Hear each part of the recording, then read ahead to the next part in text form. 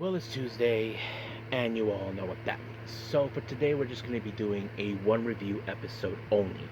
So, as you know, the chaos continues in NXT, but we do have, of course, the NXT Tag Team titles on the line, the NXT Women's North American Championship on the line in a four-way, and not to mention, we do have a number one contender in a three-way who will be facing, of course, Kendall Gray for her championship. Will it be Lola Vice? Will it be Kendall Gray? Or, of course, Callie Armstrong? Well, that's something we're definitely going to watch and see. And, of course, the war between Tony D'Angelo and Naruku rages on, so we're going to see how intensified this thing is going to be. And then finally, of course, as always, we'll wrap up our episode, as usual, with some news updates, giving you guys updates on what's been happening in the world of wrestling, such as what events the promotions are throwing out, who's booked, what matches are set, including developments that are happening in the world of wrestling as we speak. So, let's get ready with another episode of Deleted Wrestle Zone.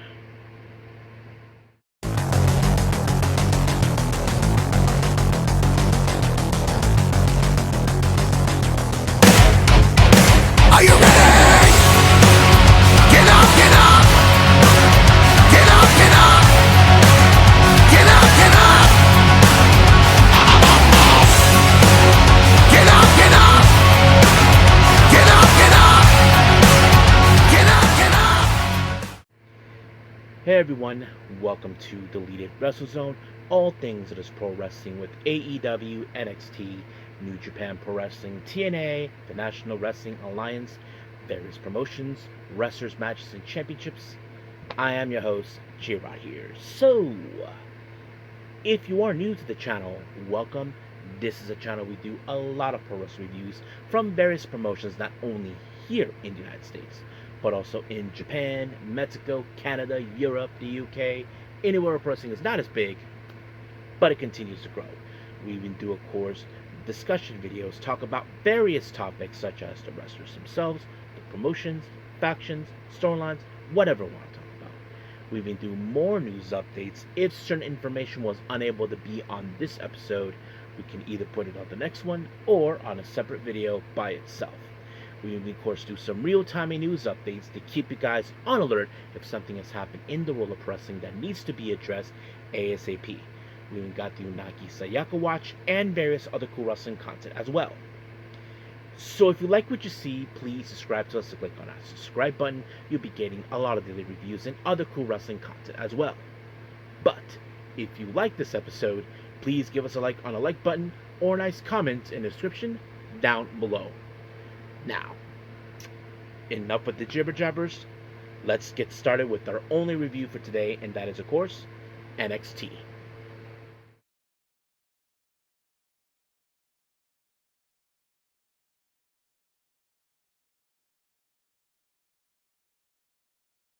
Alright, NXT. Now, before we proceed, I want to say it's great to see Lillian Garcia, and I don't know if this is the first time she's ever been in NXT, but it's great that she's been doing ring announcing. I mean, she is one of the best. Other than Samantha Irvin, who I have to say is two. I have to say Samantha Irvin and Lillian Garcia are, in fact, two of the best ring announcers in WWE. But it's great to see her again. Now, anyway, we opened up with the NXT Tag Team titles on the line. The Vanity Project, consisting of Ricky Smokes and Brad Baylor, along with Jackson Drake and, of course, Mila Lockwood, of course. They take on the team of Dorian Von Dux and, of course, Shawn Legacy. Now, of course, the obvious thing we often see in this type of match when it comes to the Vanity Project is the number games. Jackson Drake will try to step in whenever he can, but I have to say, at the certain portion of the match, it was going great until Jackson Drake decided to get involved, and then, of course, Lockwood gets involved too, and that causes, of course, Legacy and Dux to lose the match, thanks to, of course, doing a combo move on Dux himself, and just like that, Smokes picked up the win. 1, 2, 3. They retain the championships. Now, Miles Bourne and Tavion Heights, as you probably saw, they were watching the match itself. They were watching it, as you know, Tavion Heights feel like they need to come after for the tag team belts, and that's something, of course, that he's been seeing. So that is something we definitely going to go to see what's going to happen from there. So we'll see what happens because we know we'll see them later. Now, OTM, of course, saw Saquam being over there too. As you know, Saquam is looking for some heavy hit, some partners to deal with Darkseid. But however, of course, OTM are like, we haven't forgotten what happened. So that's what happened. So basically, Saquam kind of, let's just say he came up empty. But however, OTM saw the guys that were involved in that four-way match a week ago for the number one contendership for NXT Tag Team titles, Birthright. So they were telling them this. What the hell was that all about? You guys were talking about winning and you didn't win nothing. But of course, they decided to bring up the topic where Lucien Bronco Lima was in Mexico, like saying, "Hey, you're leaving your partner hanging dry," that sort of thing, you know. So they're trying to stir the pot on that, but I don't know if that worked or not. But we'll see. Now, Tristan Angels, as you know, is trying to prove the world that Shallow Hill is nothing more than a buffoon because, of course, he thinks that his little fake tooth is what makes him normal, and now he wants to disrupt that normal, and he does by smashing that fake tooth. But the real question is, was this a mistake? Because, of course, Shallow Hill says that tooth made him smile, but however, now things are different in his head, so he tells him the fog is coming. So basically, Tristan Angels might have cost something in himself. He should have known better that something even worse out of Shallow Hill is coming out, and there's nothing he can do to stop it. He can try, but he won't.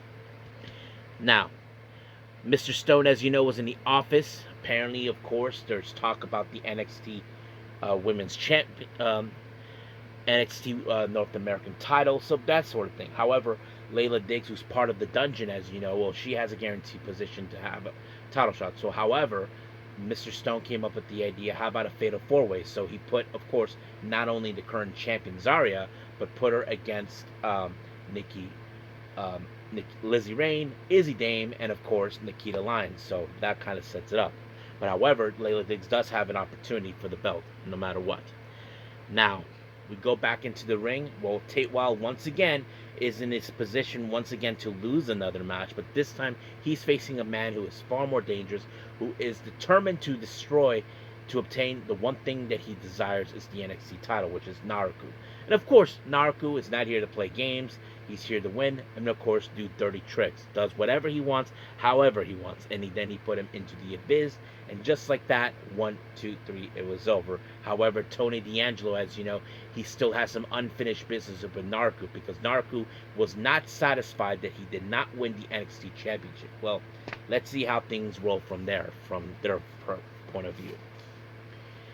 Now, Hank and Tank, as you know, were chilling out with EK Prosper, and then Sugar show up asking for help against. Look, you guys dealt with Darkseid before, so they agree with that. But however, they're like, we're not going to team up with you. So basically, once again, Saquam has come up short once again.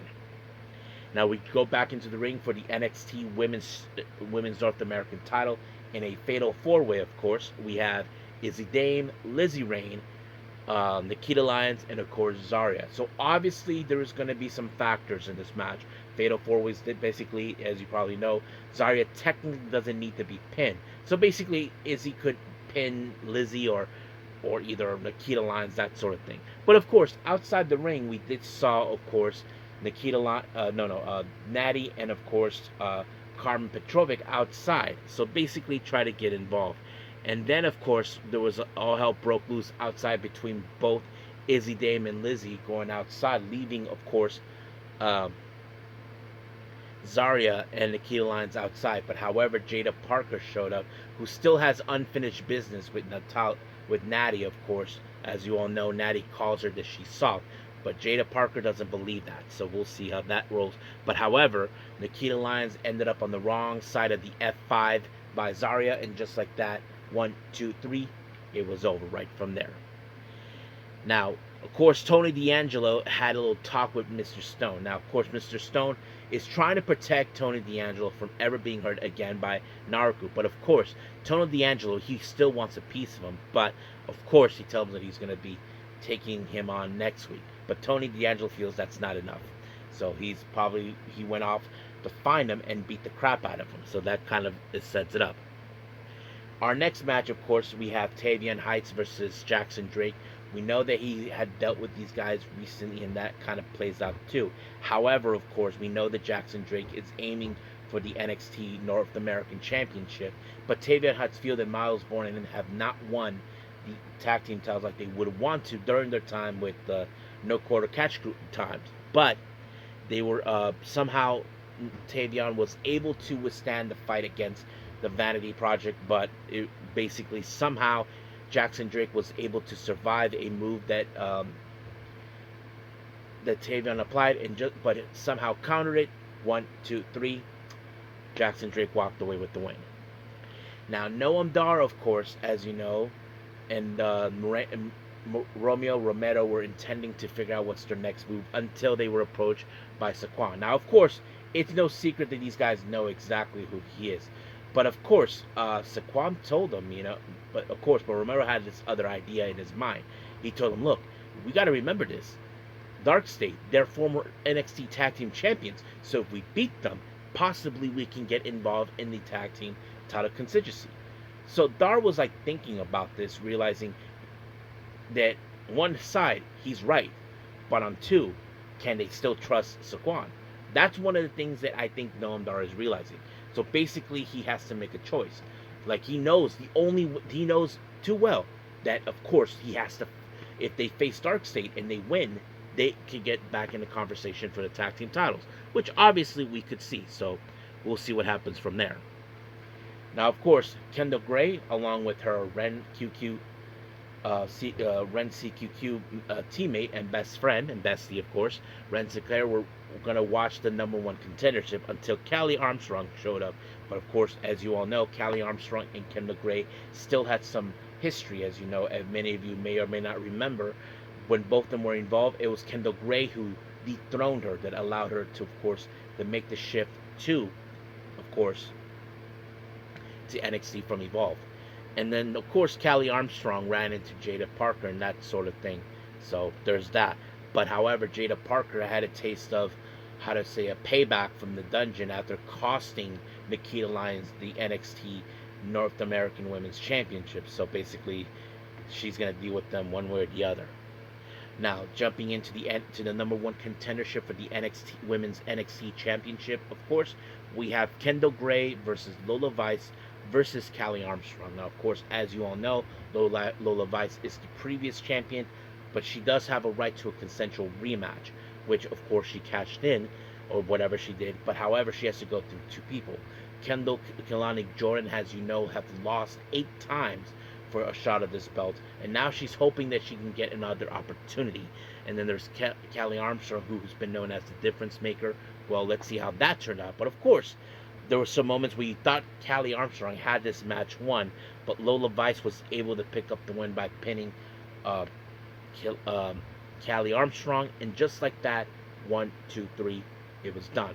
But however, apparently all hell broke loose in the parking lot between Naruku and Tony D'Angelo, and later been told it's going to be the championship in a no disqualification next week. So it's going to be blood and brutal.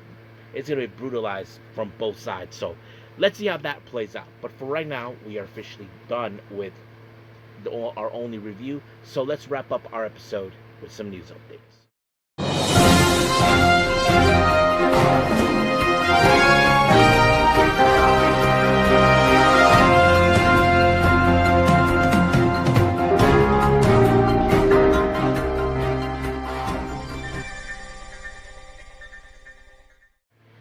Alright, so this is going to be a bit of a short news updates for everyone, so buckle up.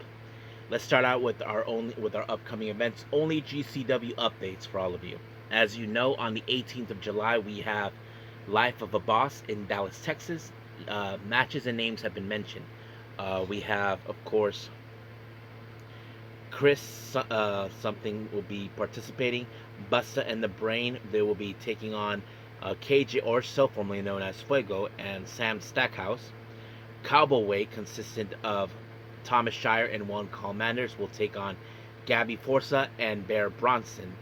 Otis Cogar versus Nino Extremo. And then finally we have Joey Janela versus Britt danger. So that's pretty much what's going on in that. Then we have the Tulsa, Oklahoma event, the Tussles in Tulsa on the 19th of July.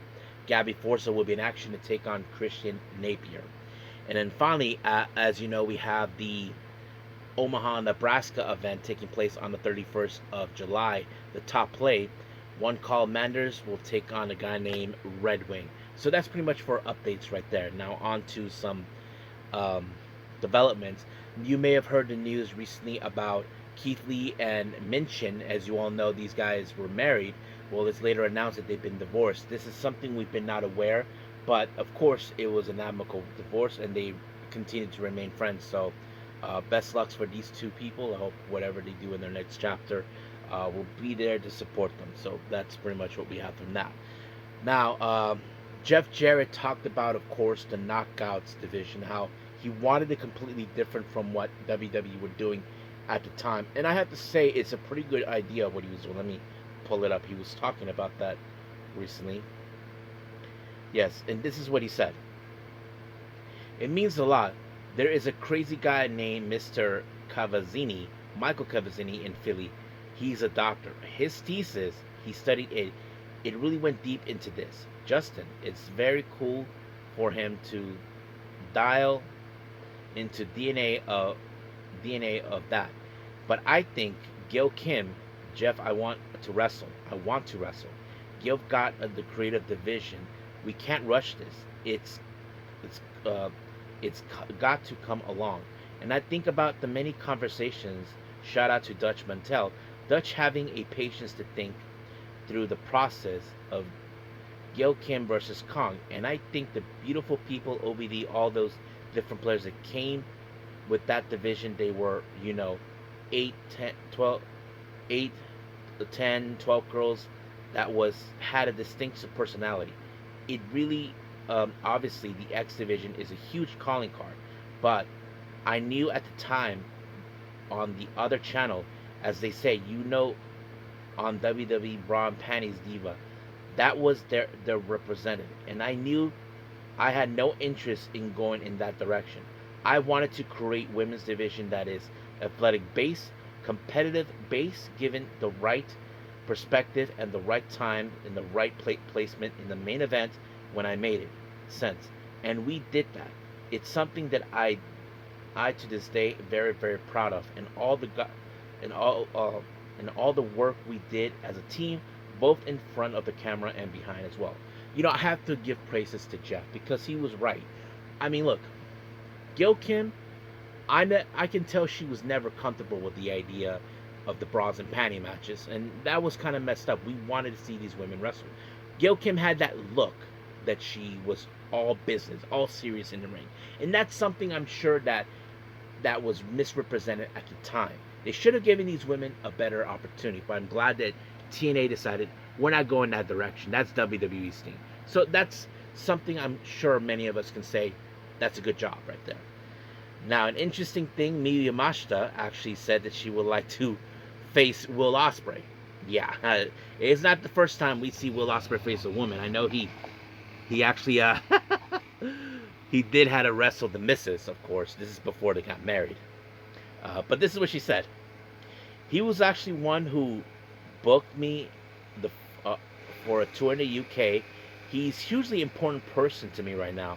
He's also handled the creative side of Eve, and I'm really grateful that he even gave me an opportunities. Ospreay and I have talked about I'd be nice if we could wrestle each other someday. If it happens, I personally wanted to be in the TJPW ring. Of course, I got to do it in AEW. That's a huge thing too. But I think the most interesting happening is TJPW. We actually see each other pretty often in Eve shows. Whenever I do, he'll joke around with me like, so when are we gonna wrestle? Laughs. Ospreay incredibly busy too. I like to do it when it's the timing right, and when we do, I want it to happen in TJPW. Now, it's not the first time we see male wrestlers in Tokyo Pro Wrestling, of course, and we've seen that too in the past. So I would like to see it. I mean, what do you guys think? Do you guys want to see the Ariel Assassin versus the Pink Striker? I definitely would pay money to see that. I mean, yes. it's going to be fun and interesting. So, you guys let me know in the comments, what do you guys think? Do you want to see Will Ospreay versus Mayu Yamashita? Because I know those two are really cool when they're talking to each other. And that's important right there. So, we'll see. So, as of right now, let's call it a day. Well, I hope everybody enjoys this episode. Coming up, well, as you know, we have AEW Dynamite, as we are now getting closer to Redemption. And then, of course, we got the road to All In Wembley Stadium for All In. That's going to be chaotic. And we even got, of course, WWE Evolve. As you know, the main event, I do know it's going to be, of course, possibly the Evolve Championship. Aaron Rourke will face against Harlan Lewis. That's going to be, of course, a slobber knocker match. So we'll see how things go from there. I'm just going to keep it with two reviews on that one. I don't want to stray myself at the moment, but we'll see. But as of right now, I'll say this, that I will see you guys in the next DWZ time, same DWZ channel. I must bid all of you adieu. So, goodbye, and have a nice day. Bang.